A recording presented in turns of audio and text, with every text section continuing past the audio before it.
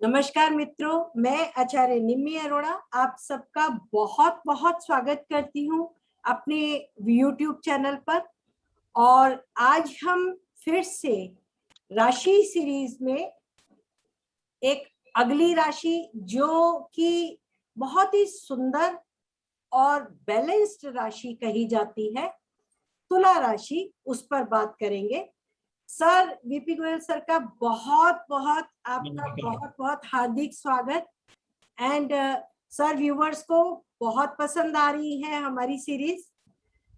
And sir एक जो सुझाव आया है किसी एक स्टूडेंट्स का कि वो सभी राशियों और भावों पर क्लास चाहते हैं आपकी। ये छोटी छोटी कह रहे हैं, नहीं, उन्हें पूरी क्लास चाहिए।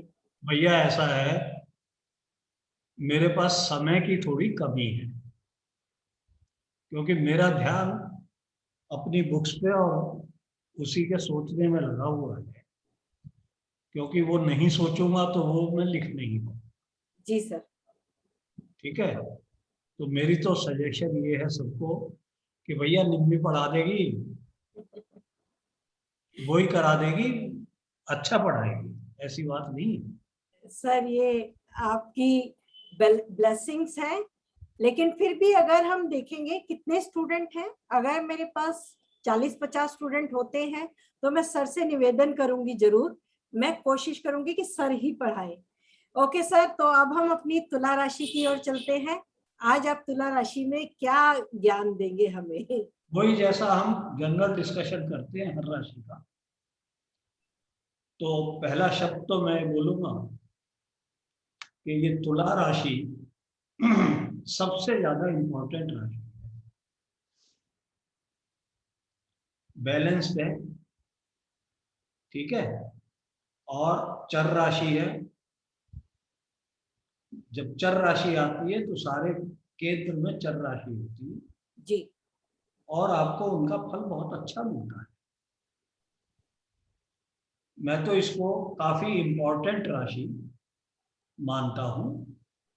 बड़े बड़े लोग बहुत सारे वो चर राशियों में ही पैदा होते हैं। अच्छा।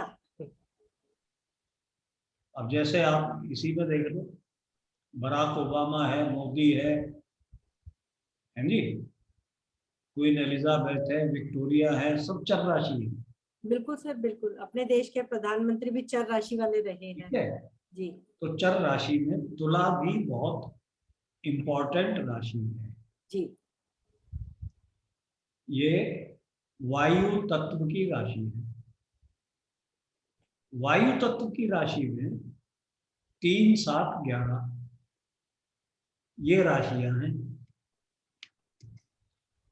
तो मिथुन को तो माना गया है कम्युनिकेशन वाली राशि। जी। बहुत जल्दी सोचते हैं, उनकी बुद्धि बहुत प्रखर होती है ज्यादातर। और तुला वायु तत्व की है। वायु तत्व परंतु त्रिकोण होगी 3, 7, 11 का। और चर राशियों में ही ज्यादातर हम अपनी उच्च नीच की गणना वो भी यहीं से शुरू करते हैं। जी। जी। तो ये 3 राशियां बहुत सुंदर हैं, जिसमें तुला राशि सबसे। बहुत सुंदर है। जी। ठीक है जी। जी। अब इसमें एक एक ग्रह ले लो। जी। सूर्य ले लो। जी सर। अब यहाँ जो सूर्य महाराज हैं, उनके साथ 2 नेगेटिव पॉइंट हो जाते हैं यहाँ पर। जी। एक तो जो लगन उदय हो रही है वो उनकी नीच राशि, और सूर्य खुद त्रिशदाय के स्वामी हैं। तो सूर्य को हम इसमें पापी मानते हैं। जब तक के सूर्य या तो त्रिशदाय या उपचय भाव में बैठा हो, त्रिशदाय में ही स्वराशि का हो तो ठीक है, फिर इतने खराब फल नहीं देता, या वो जाकर के त्रिक में बैठ जाए तो भी हम उम्मीद कर सकते हैं कि वो ठीक ठीक फल दे देगा। ये सबसे पावरफुल त्रिशदाई का स्वामी है। ठीक है जी। ये अगर गेन भी देता है तो मुसीबतें भी देता है साथ में। जी। मान लो शुभ संबंध आ रहा है, गेन दे रहा है, धन योग बना रहा है, कुछ बना रहा है, परंतु वो परेशानी झंझट जरूर क्रिएट कर देगा। जी। तो सूर्य इस तरह से देखा जाता है। उसके बाद चंद्रमा महाराज। चंद्रमा भैया त्रिकोण के स्वामी, केंद्र के स्वामी है। हाँ जी। सबसे अद्भुत बात है कि चंद्रमा चाहे नीच के हों या उच्च के हों, हाई पोजीशन पे पहुंचा देते हैं। जी। अब मोदी जी का देख लो, जी। तुला राइज कर रहा है, चंद्रमा नीच का द्वितीय भाव में बैठा है। हाँ जी। और चंद्रमा की दशा में ही प्राइम मिनिस्टर बने। जी। अब बहुत से लोग कहते हैं भैया ये कुंडली भी ठीक नहीं है, नीच ग्रह की राशि में प्राइम मिनिस्टर कैसे बने? भैया आपके सामने है, बना है, ये सही कुंडली में है ये। जी सर। ठीक है जी। जी। तो चंद्रमा चाहे उच्च का हो या नीच का हो, जी। मैं तो कहता हूँ बहुत बड़ी ब्लेसिंग है वो, बहुत अच्छे कर्म हो जाते हैं। जी। ठीक है। जी। अब मोदी जी का चंद्रमा जो है वृश्चिक में मंगल के साथ है, और बली हो गया। जी सर। भाई कहा है ना कि अगर किसी नीच के ग्रह को उसका स्वामी, नीच का स्वामी देख रहा हो, संबंध बना रहा हो, एक तो नीच भंग तो हो ही गया, जी सर। और वो बल बहुत मिल जाता है ना उस राशि में। बिल्कुल सर। ठीक है, बहुत बल मिल गया, हम्म। तो चंद्रमा महाराज बहुत अच्छे हो गए। उसके बाद हम लेंगे मंगल। अब मंगल यहां मार्केश, प्रॉपर मार्केश है, दूसरे और सातवें के स्वामी हैं। जी। अगर ये भी नीच के हो जाए या उच्च के तो भी अच्छा है। जी। स्व राशि के अगर ये वृश्चिक में हो जाते हैं तो ये थोड़ा सा पद तो दे देते हैं, परंतु वो स्वेच्छा से पद छोड़ने की भी कोशिश करते। ओके। क्योंकि सप्तम भाव जो है पद प्राप्ति का भाव है। जी सर। वहां से ये बली होकर के अष्टम में बैठ गए। हाँ। पद प्राप्ति के भाव से। जी सर। और हमारा नियम है कि अगर जो स्व राशि में बैठा हो ग्रह तो अपनी दूसरी राशि को ज्यादा बल दे देता है। जी सर। तो पद तो देता है, हाँ। और अष्टम में गया तो पद छोड़ने की भी इच्छा होगा। ओके। ठीक है भैया। जी। अब आप लोग जो समझ गए हैं, जी। मोदी कुंडली में कुछ अप्लाई करके और देख लेंगे इसको। हाँ जी। तो मंगल बहुत अच्छा ग्रह है, हालांकि इसको मार्केश माना गया है, हाँ। पर दशा आने पे ही मार्केश होगा ना, उम्र आने बिल्कुल सर। इस तरह के योग हो। जी। नहीं तो ये सेकेंड हाउस धन का कारक भी है, और सप्तम भाव का स्वामी होकर के त्रिकोण से संबंध है, तो योग कारक भी हो जाएगा। जी सर। तो इसलिए मंगल भी ठीक ठाक। जी। मंगल के बाद बुध। अब बुध में यहां देखोगे नवम और द्वादश। जी। तो नवम होने पर ये शुभ ग्रह बनता है, और लग्नेश के मित्र भी। ठीक है। जी। तो चाहे बुध कहीं हो, स्व राशि का हो, दोनों इसमें कोई तकलीफ नहीं है। तो बुध अच्छी बुद्धि दे देगा। ओके। क्योंकि वो मित्र है और नवमेश है। पर सर आप हमेशा ये मानते हैं कि केंद्र या त्रिकोण में मूल त्रिकोण राशि हो तो ज्यादा फलित अच्छा करती हाँ है। तो वो न्यूट्रल है ना मूल त्रिकोण, ओके। वो न्यूट्रल राशि है जी। और वहां उच्च के भी हो रहे हैं। हाँ जी। मरकरी एक ऐसा ग्रह है जो स्वय राशि, मूल त्रिकोण, उच्च एक ही राशि में करते हैं वो सब कुछ। जी सर। जैसे हमने लास्ट वाइफ बात की थी। जी सर। तो बुध को हम बुरा नहीं मानते। ओके। अब इसके बाद आए बृहस्पति। जी। अब ये थोड़ा सा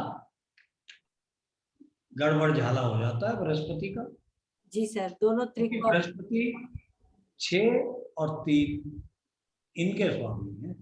हम्म। तो त्रिक भी है, त्रिषडाय भी है। हम्म। छठा भाव इतना बुरा नहीं है। जी। नवमेश, नवम तृतीय भाव इनकी मूल त्रिकोण भी है और त्रिषडाय है जी। और विपरीत भाव है। जी।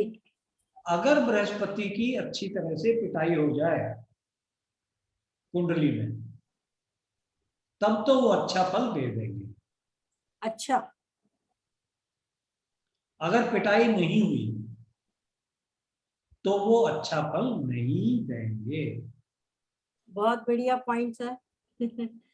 लोगों को उल्टा लगता है ना सर ये।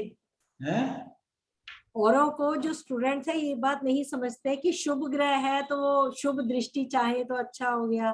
नहीं नहीं, अगर पिटाई हो गई तो अच्छा नहीं। जी। और एक केस में और अच्छा देते हैं, जी। जबकि शुक्र के साथ इनका संबंध है। ओके। शुक्र के साथ संबंध होने से ये दोनों गुरु बन जाते हैं एक साथ, जी। और ये धन जरूर दे देते हैं।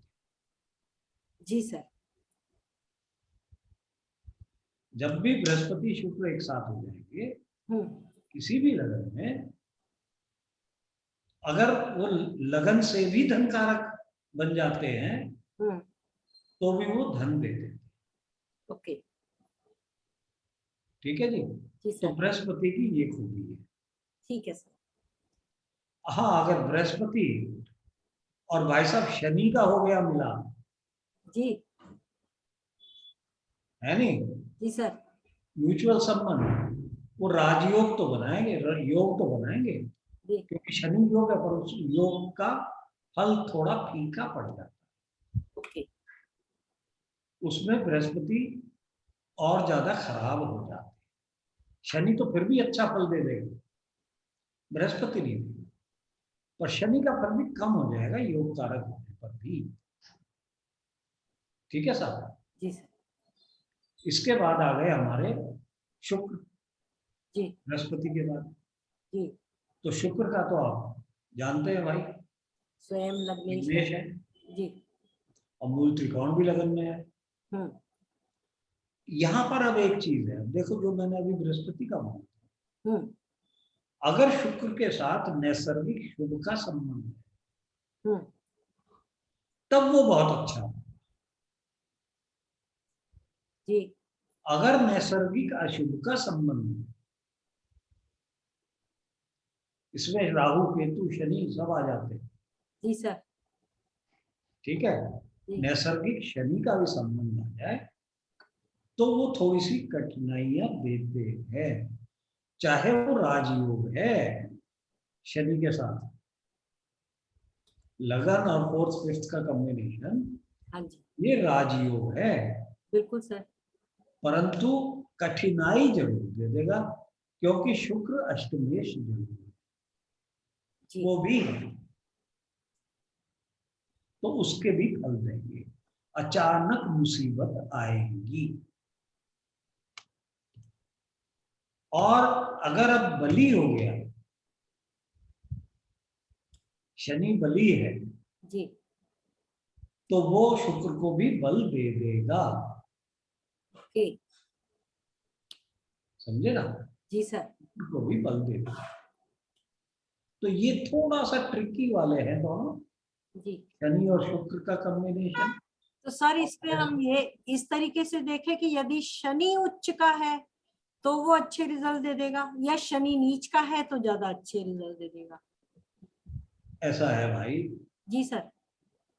अगर शनि नीच का भी हो जाता है हाँ तो वो सप्तम भाव में बैठता है, जी सर।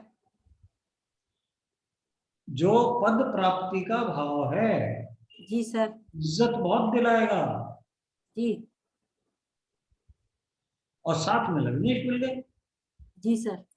देखो दुश्मन भी होंगे पर इज्जत बहुत दिलाएगा, अच्छा। इनका कॉम्बिनेशन होगा। जी सर।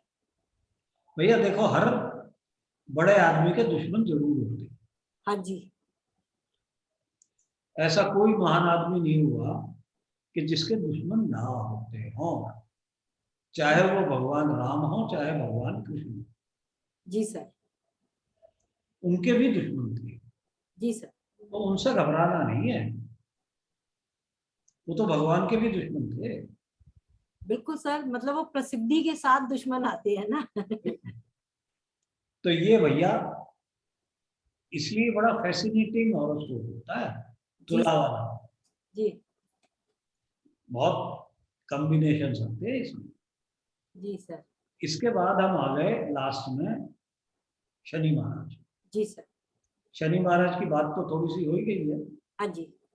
और वैसे राजयोग दे रहे हैं भाई साहब, सिंगली राजयोग बनाते हैं, हाँ जी। केंद्र और त्रिकोण के स्वामी हैं, जी। कोई त्रिक त्रिषडाय का कोई संबंध नहीं है, जी। तो शनि को इसमें पूर्णतः शुभ माना गया है, कहीं भी बैठ जाए। जी सर। अब जैसे मोदी के हॉरोस्कोप में वो 11वें में, जी। अब कहेंगे भाई 11वें भाव से बैठ करके वो पंचम भाव को दे रहे हैं तो संतान क्यों नहीं दे?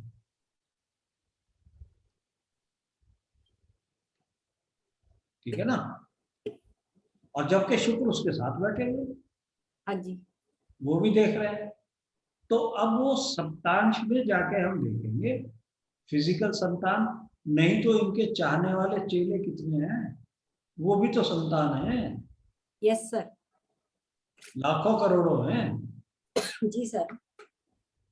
वो डिनाई नहीं किया है। ठीक है, जी सर। हाँ, तो ये भाई साहब तुला लगन की महिमा है। जी। अब एक मैं थोड़ा सा अपने सहपाठियों से ही बात करना चाह रहा था जी। अगले वेबिनार की। Okay sir. जी। तो वो हमारा जो टॉपिक है वो द्वेषकांड का है, प्रवृत्ति क्या नाम है उसका, परिव्रति त्राया द्वेष को। हाँ, तो ये एक साइक्लिकल द्वेषकांड है, और इसको हम कर्म गति के लिए देखते। कर्म गति मतलब समझो इसका, कि हमारे कर्मों की गति किस प्रकार रहेगी, समय के साथ साथ हमारे कर्म कैसे कैसे बदलेंगे, कहां कहां हम जाएंगे, किन किन आयाम से होकर के गुजरेंगे। आप देखते हैं ना, जी सर। जैसे सब दिखेगा, वो क्लियर दिखता है जी। कि भाई तू नौकरी से शुरू करेगा या टीचिंग से शुरू करेगा, फिर तू पुलिस में चला गया या आईएएस बन गया, फिर तूने वो छोड़ के सन्यासी बन गया, दुनियादारी छोड़ दी, ये सब इसमें दिखता है। बहुत कब बढ़िया। कर्मों का अंत होगा? जी। अब कर्मों का अंत कब होगा? जब जब। आप कर्म करने लायक नहीं रहोगे, जी सर। वो भी दिखता है। तो ये लॉन्गिविटी आ गई। बहुत इंपॉर्टेंट है। बहुत। पराशर जी ने तो सिर्फ द्वेषकांड कह के छोड़ दिया जी। कि 6 वर्ग जरूर देखने चाहिए। उसमें D3, लोग कहते हैं यार D2 D3 से क्या देख लें हम, और पराशर जी कहते हैं उसे जरूर देखो। वही चीजें हैं ये समझनी है। सर कोई एग्जांपल? कोई भी एग्जांपल ले लेना, कहीं भी वो ओके। बनाना पड़ेगा ना दृष्टांत का अनुसार। जी सर। अब मान लो एक एग्जांपल या एक चीज में बताता हूँ। हाँ जी। इस D3 में, प्रवृत्ति त्रय D3 में हाँ जी। बृहस्पति दशम भाव से कनेक्ट हो जाए, जी। दशम में बैठ जाए, दशम को देख रहा हो, जी। वो जरूर अध्यात्म की तरफ जाएगा। कितना सिंपल है। सर एक मिनट चेक करके मैं देखती हूँ, अगर कुछ बन जाता है तो। अरे बहुत सस्ता। अब आपका जो मेन प्लेनेट है लगन वगैरह जी। तीसरे भाव में चले जाए जी। तो आप लेक्चरबाजी दोगे, बयानबाजी करते रहोगे। जी सर। इतना तक बताता है ये। मैं तो कहता हूँ D10 से भी ज्यादा ये बता देता है कर्म के बारे में। अच्छा। D10 में हाँ जी। मैं इसीलिए कर्म नहीं पढ़ाता हूँ, जी। उसमें प्रोफेशन और टोटल कर्म की बात करता हूँ। ये कर्म गति है, बहुत बढ़िया सर। कर्म की गति किस डायरेक्शन में जा रही है वही तो सब कुछ डिसाइड कर रही है। बहुत बढ़िया सर। तो ये कर्म गति है, जी सर। इसीलिए ये टॉपिक मैंने चूज किया। ठीक है, तो सर बस अब तो फिर इंतजार बहुत ज्यादा हो रहा है, क्योंकि सर ये अभी तक किसी ने सुना भी नहीं है। नहीं नहीं सुना है। लेकिन सर कभी किसी को अप्लाई करते देखा नहीं है। मैं मैंने तो सुना भी नहीं है सर। बिल्कुल ट्रिब्यूट दूंगा। जी। गौड़ साहब ने हमें बताया है, जी सर। हमको आचार्य में ऐसे ही बात हुई थी, गौड़ साहब ने बताया। अच्छा। मैं ये नहीं कहूंगा मेरी इजाद है, ये गौड़ साहब की इजाद है, उन्होंने फलित बताया। कर्नल गौड़ सब जानते होंगे, भारतीय विद्या सर भवन। बहुत अच्छी तरह, और भी बहुत लोग जानते हैं, जो भी भारतीय विद्या भवन से जुड़े हैं वो हाँ, तो जानते गौड़ साहब को जानते हैं। हैं। जी बिल्कुल बिल्कुल सर। उन्होंने हमें, एक्चुअली क्या था, जी। ज्यादातर गौड़ साहब क्लास के बाद मैं उनको घर छोड़ता हुआ आता, जी। क्लासेस के बाद उनका घर मेरे घर के रास्ते में पड़ता था, GK2 जी के। सर। जी। तो हमें 1 घंटा, पौन घंटा मिलता था कार में इकट्ठे। जी सर। बैठे हुए हैं दो तो ज्योतिषी बात करेंगे, जी सर। तो कार में ही वो बहुत ज्ञान हमें दे देते थे। मैं तो नया नया ही टीचर बना था, जी सर। तब से उनको छोड़ता आ रहा हूँ मैं कॉलेज से। अच्छा। बहुत दफे मेरे साथ आए गए हैं। जी सर। तो हमें उन्होंने एक ज्ञान दिया, ये मेरा नहीं है, ओके। उनका है। सर हाँ, उनको उसमें नमन है, आगे मैंने सर बढ़ा। उनको अपने चरणों में स्थान दे दिया उन्होंने, ईश्वर ने उन्हें। बहुत। नहीं, और उसको आगे बढ़ाया है, जी बिल्कुल। उसको और सोच सोच के आगे बढ़ाया। जी सर। तो सर बहुत इंतजार रहेगा इसका, क्योंकि इसको सीखने के लिए अब गौड़ साहब के से आपने सीख लिया, तो आपसे सीखने के लिए हम हैं आगे। बिल्कुल गौड़ और साहब क्योंकि ने अभी ये बताया। आगे बढ़ा नहीं है, और आगे किसी से सीखा नहीं है सर किसी ने, हाँ, इसीलिए कह रहे हैं। नहीं ये गौड़ साहब की थिंकिंग। ओके। और सर अब आप इसे आगे और बढ़ाएंगे तो और ज्यादा हमारे ऊपर ब्लेसिंग उनकी भी रहेगी, बिल्कुल, आपकी भी रहेगी सर। बिल्कुल सर। मैं भी उन्हीं को याद करके पढ़ाऊंगा। बिल्कुल सर बिल्कुल। जी। ठीक है सर। ठीक है। तो 3 अक्टूबर संडे के दिन सुबह 10 बजे सर हमें परिवृत्ति त्रयाद्रेश से कर्म की गति के बारे में हम बात जानेंगे। आपके कर्मों का लेखा जोखा ईश्वर ने कैसे तय किया है, इसके बारे में सर हमें समझाएंगे कि कुंडली में कैसे देखें। तो ठीक है। ठीक है सर, आपका बहुत बहुत शुक्रिया, हृदय से हार्दिक आभार। Thank you. Thank you. और नेक्स्ट हम अगले शनिवार फिर से मिलेंगे, अगली राशि के इंतजार में। छिपी हुई राशि है, बहुत जल्द हम सर से उस पे ज्ञान प्राप्त करेंगे। चलो जी सर। नमस्कार सर। बंद करो रिकॉर्डिंग।